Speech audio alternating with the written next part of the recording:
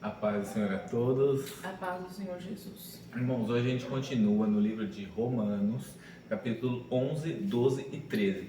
E como estamos seguindo a sequência até o fim do ano, o objetivo é seguir e ler a Bíblia inteira. Então não deixe de ler os capítulos inteiros na sua casa, amém? Não se esqueça de curtir e compartilhar o vídeo para que mais pessoas sejam alcançadas. Vamos orar? Senhor Deus, meu Pai, te agradecemos mais uma vez poder meditar na Tua Palavra. Tome em Tuas mãos nossas vidas, Senhor, nos ajude, Senhor, em nome do Senhor Jesus, a meditar na Tua Palavra de dia e de noite, Senhor, em nome de Jesus, Pai. Amém. Irmãos, capítulo 11, o título diz: O futuro de Israel. O versículo 5 diz assim: Assim também nos dias de hoje sobrevive um remanescente, segundo a eleição da graça. E se é pela graça, já não é pelas obras. Do contrário, a graça já não é graça, né? O que a gente entende daqui? Que não adianta nada que você faça, se faz muito ou se faz pouco. A salvação não depende mais do que você faz, depende da graça, né? Porque se não fosse pela graça, não seria merecido, né? E nós não teríamos a capacidade de alcançar a salvação. Né? Isso é importante a gente frisar, porque independente de obra alguma que faça, ninguém é digno de alcançar a salvação, só pela graça, né? Já no versículo 17 diz assim: Se porém alguns dos ramos foram quebrados e você, sendo oliveira brava, foi enxertado no meio deles e se tornou participante da raiz e da seiva da oliveira, não se glorie contra os ramos, mas se você se gloriar, lembre-se que não é você que sustenta a raiz, mas a raiz que sustenta você. O que ele está falando aqui? Que alguns ramos da oliveira foram podados, ou seja, o povo eleito, os judeus, o povo de Israel, né? Alguns deles foram podados por falta de fé, pela incredulidade. E nós sendo, né, oliveiras bravas, né, que não é uma oliveira comum, é uma oliveira ali brava, rabugenta, que não merecia também, mas o Senhor ele nos enxerta na raiz, na oliveira original, que é Jesus. E sendo assim, a gente tem que ter a consciência de que também não somos merecedores disso, é pela graça. Ou seja, a gente não deve se gloriar diante do outro. Então, se você tiver um amiguinho judeu, por exemplo, fala assim: era para ser você, mas você é um vacilão, sou eu. Não pode, porque você não é digno de nada. Nenhuma obra, como diz no texto anterior, lá no 6, nenhuma obra que você faça vai te levar à salvação. Então, judeu ou não judeu, ninguém era merecedor. E aqui a gente não pode esquecer que não é nós que sustentamos Deus, é Deus que nos sustenta, né? Não é os ramos que sustentam a raiz, é a raiz que sustenta os ramos, né? Galhos que não têm muita raiz, eles não permanecem durante muito tempo. Um bom exemplo disso, né? A oliveira é uma planta que tem longas raízes, mas um bom exemplo do contrário é a bananeira. A bananeira, depois da sua primeira frutificação, né, depois de sair ali as bananas, ela morre e nasce outra bananeira do lado. Inclusive eu estava falando ontem com um amigo de que a bananeira ela anda durante a plantação, né? Então por que ela anda? Porque depois que tira as bananas que nasceram aqui, nasce uma do ladinho e essa morre. Aí tira as bananas que nasceram aqui, nasce uma do ladinho e essa morre. E daqui a pouco você vai ver, você plantou ela aqui e ela já está brotando lá do outro lado. Mas não é a mesma, é porque nasce uma e brota a outra, nasce uma e morre a outra. E aí, só que ela só dura uma vez, porque ela não tem longas raízes para ser sustentada. Então ela tem aquele up inicial e depois que dá os frutos ela murcha.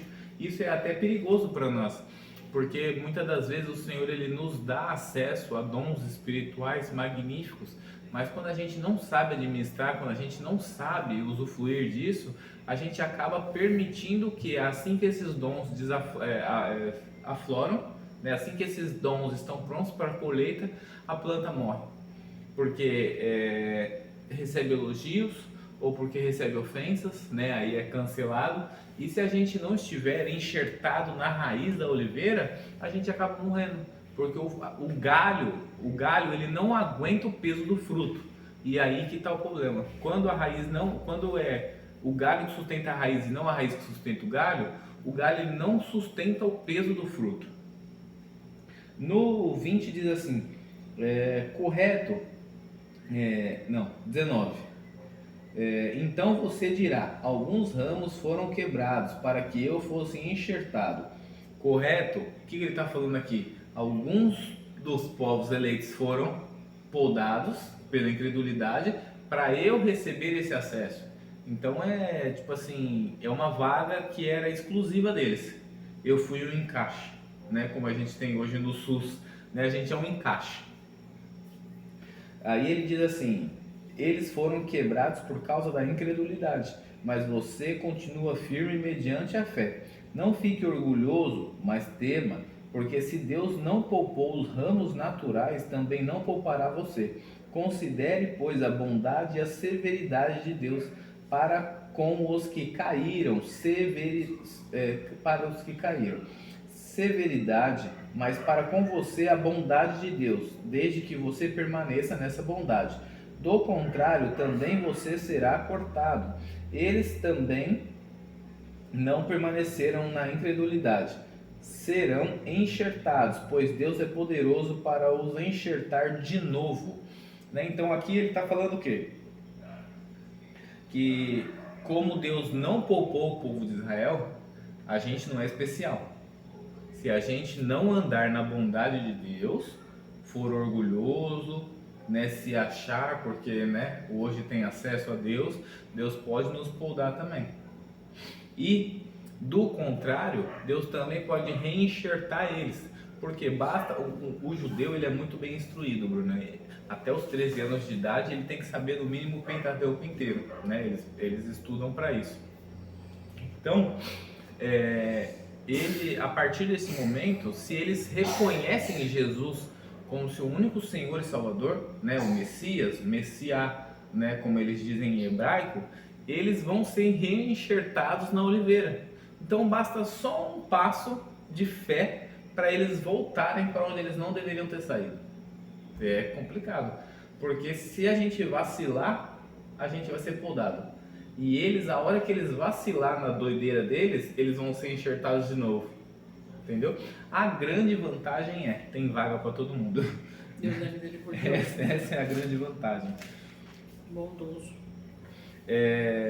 Já no versículo 36, ainda do 11, o texto diz assim: porque dele e por meio dele e para ele são todas as coisas. A ele seja a glória para sempre. Amém. Né? Então, a gente não pode esquecer que diante de todo esse contexto, que a gente foi enxertar, alguém foi poldado, nós fomos enxertados na oliveira, que era para que, já que a geração de sacerdotes não quis, a gente leve o evangelho, seja sacerdote do mundo, apresente Jesus para as outras pessoas. A gente tem que sempre lembrar que é tudo por ele, para ele e por ele, certo? Porque dele e por meio dele e para ele. Então veio dele, é para ele e com ele são todas as coisas. Então não é nada nosso. Olha que loucura. A raiz está aqui, embaixo da terra, certo? Quem é a raiz? Deus. Nós somos o galho, enxerto, certo?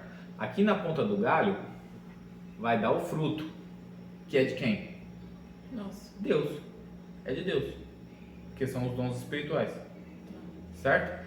Nós somos só uma etapa aqui de algo que vem dele e volta para ele. A gente só é um intermédio. Se a gente for poldado, o outro vai vir aqui e vai tomar esse lugar e vai continuar tudo, porque aqui está falando porque dele, é dele para ele são todas as coisas, entendeu? Sim. A gente é só um intermédiozinho que se panguar ele nem precisa da gente, né? Doideira, não? Então a gente sempre tem que ter isso na cabeça, que é a raiz que sustenta os galhos e não os galhos que sustentam a raiz. Quer acrescentar alguma coisa aqui? Esses três capítulos falam dessa dependência de Deus, né? De que a gente não é nada, ele é tudo, né? Porque no 12 continua falando: portanto, irmãos, suplico-lhes que entreguem seu corpo a Deus por causa de tudo que ele fez por vocês, que seja um sacrifício vivo e santo, do tipo que Deus considera agradável. Então, tudo que ele disse aqui, o que a gente tem que fazer é ser um sacrifício vivo, né?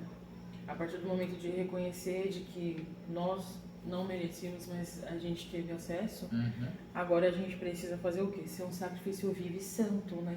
Ter uma vida transformada. Porque aí diz, essa é a verdadeira forma de adorar.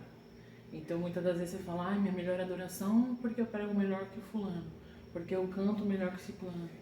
Porque eu falo bem, porque eu ministro, porque eu sou isso. Não, a gente não é nada. Exatamente. A forma verdadeira de adorar a Deus é ter uma vida que você é um sacrifício vivo, que você vive em santidade. Você pode ser aquela pessoa que talvez ninguém te dê nada, talvez você não seja reconhecido, mas Deus, ele sabe quem é você. Não adianta você fazer bonito lá no púlpito, mas não viver uma vida santa. Aí aquele que está lá na porta, que ninguém nem lembra dele, nem conhece, Deus, ele sabe que ele vive uma vida santa. Exatamente. Então a verdadeira forma de adorar não é o que você mostra para as pessoas, é o que Deus sabe que há dentro de você e o que é a sua vida no dia a dia. Sim. Porque mais pra frente vocês precisam ler, senão a gente vai ficar aqui falando dos 3 capítulos.